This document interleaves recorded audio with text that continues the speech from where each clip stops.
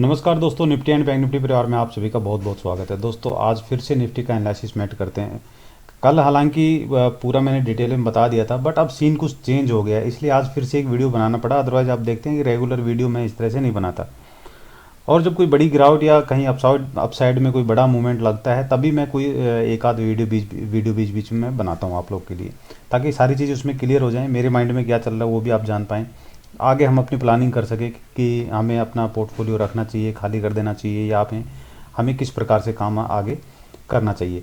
तो वो सब चीज़ें यहाँ पे हम देखेंगे। सबसे पहले तो पोर्टफोलियो खाली करने का तो कोई मतलब नहीं बनता। यहाँ पे देख रहे हैं 18 होल्डिंग यहाँ पे है, एक दूसरा अकाउंट है उसमें 23 होल्डिंग है, एक और तीसरा अकाउंट है जिसमें 12 होल्डिंग है, जो कि आप लोग के सामने वो 12-15 वाला मैं शो करता रहता हूँ। और इनमें काफ़ी अच्छा अच्छा खासा पैसा लगा हुआ है। कोई यहाँ पे एग्जिट का कोई प्लान नहीं है, पूरा होल्ड रखेंगे और बिंदास होल्ड रखेंगे। डरने की ज़रूरत ही नहीं है बिल्कुल भी। सिर्फ एनालिसिसमेंट करेंगे निफ्टी में आज क्या हुआ, कल मैंने क्या बताया और आज क्या हुआ था।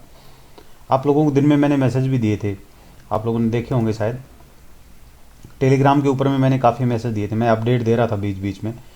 लेकिन इसमें हुआ क्या, देखो आज आज हम बात करते हैं। कल आप लोग को एक चीज़ बताई थी मैंने, ध्यान होगा सबको, कि 50 सॉरी ये अपना पिवट पॉइंट हम यहाँ पे लगाएंगे। ठीक है, वीकली का एक पिवट पॉइंट था और ये रेंज थी उसकी। ये पिवट पॉइंट की लाइन है ऊपर में, इसके नीचे में लाइन है पिवट पॉइंट की, ये देखो ये ठीक है। तो ये मैंने यहाँ पे किया था और ये एक नीचे में एक रेंज बताई थी मैंने कि इस रेंज में निफ्टी आ सकती है। एग्जैक्टली उसी रेंज में आई। हालांकि सुबह सीन कुछ और था।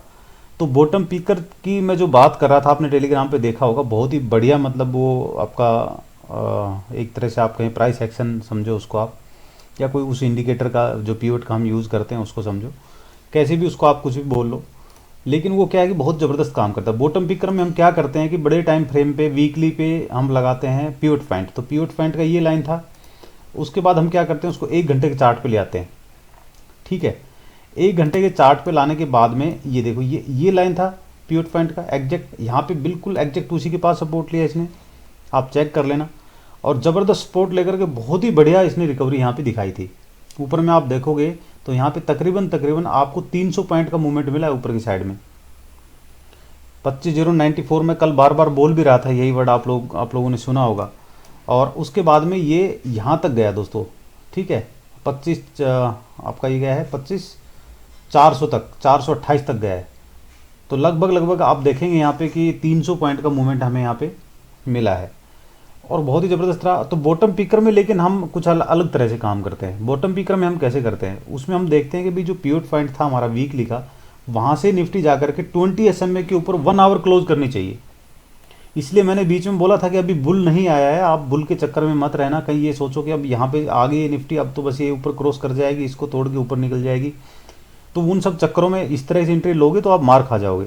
इसलिए मैंने बताया था कि भाई अभी बुल नहीं आया है, कि आप लोग पहले से थोड़े कोशिश हो जाओ कि कॉल साइड में न चले जाओ, कहीं यहाँ आकर के यदि कॉल साइड में जाओगे तो मुश्किल होगा आप लोग के लिए। इसलिए मैंने बोला था बॉटम पिकर आप देख लेना, ऑलरेडी वीडियो दिया गया है। तो उसमें यही था कि इसके ऊपर यदि क्लोज कर जाता तो फिर ये नहीं गिरता। फिर चाहे वो ईरान कितना भी बम छोड़ दे वहाँ से, इसराइल कितना बम वहाँ से छोड़ देता, तब ये नहीं गिरता, एक बार इसके ऊपर क्लोज कर जाता तो। लेकिन वो ऐसा नहीं हुआ दिन में, बस इसी के आसपास से ये जो है रिवर्ट कर गया और अच्छी खासी बड़ी गिरावट हुई है। 10 मिनट की कैंडल पे आप देखेंगे तो इसको 3-4 टाइम फ्रेम पे 10 मिनट की भी देखोगे तो 3 से 4 कैंडल यहाँ पे बड़ी बड़ी बनी है, बहुत बड़ी बड़ी। और वापस आके बस यहीं पे रुका और फिर ये जो एक रेंज जो हमने बताई थी उस रेंज में आकर के रुक गया है, यहाँ पे फंस गया आकर के। कल एक चीज़ और बताई थी कि गैप अप यहाँ से, जैसे यहाँ पे ये गैप अप कुछ बन रहा था तो वो नहीं हुआ। ऐसा नहीं, अक्सर मैं बताया कि अक्सर नहीं होता है वो, लेकिन वो आपको देखो कि 70-80% काम के केस में वो आपके लिए काम करेगा। जैसे यहाँ पे आप देख लो, आज भी वही सेम बना है। अब देखते हैं कल गैप अप होता है कि नहीं होता है मंडे को।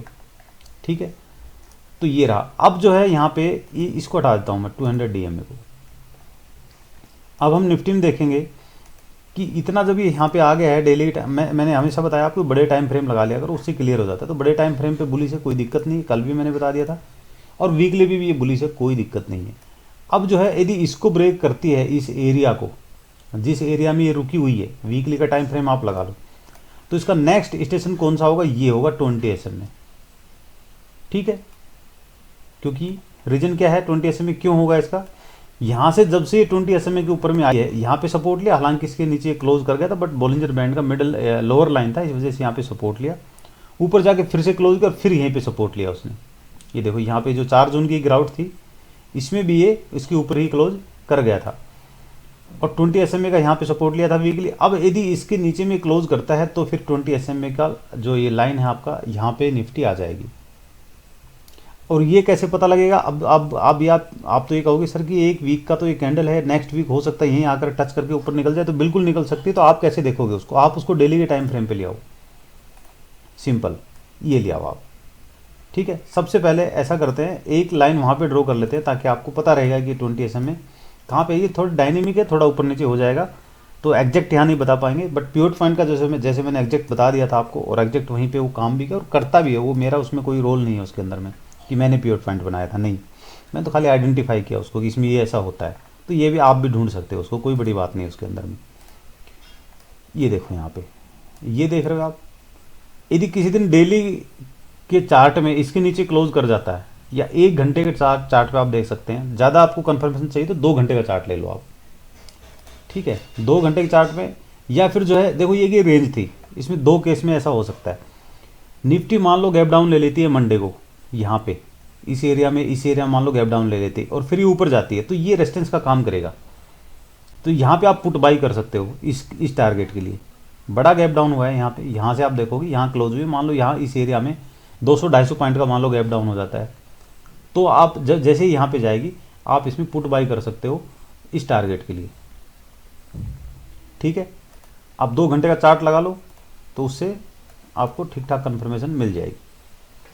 2 घंटे में यदि इसके नीचे क्लोज करती है तो फिर ये सपोर्ट नहीं करेगा, इसका काम नहीं करेगा, ये बता देता हूँ पहले ही मैं, ये सपोर्ट काम नहीं करेगा, इसको तोड़ के नीचे यहाँ आएगी, ये थोड़ा बहुत ऊपर नीचे हो सकता है, अपना प्रॉफिट यहाँ बुक कर सकते हो।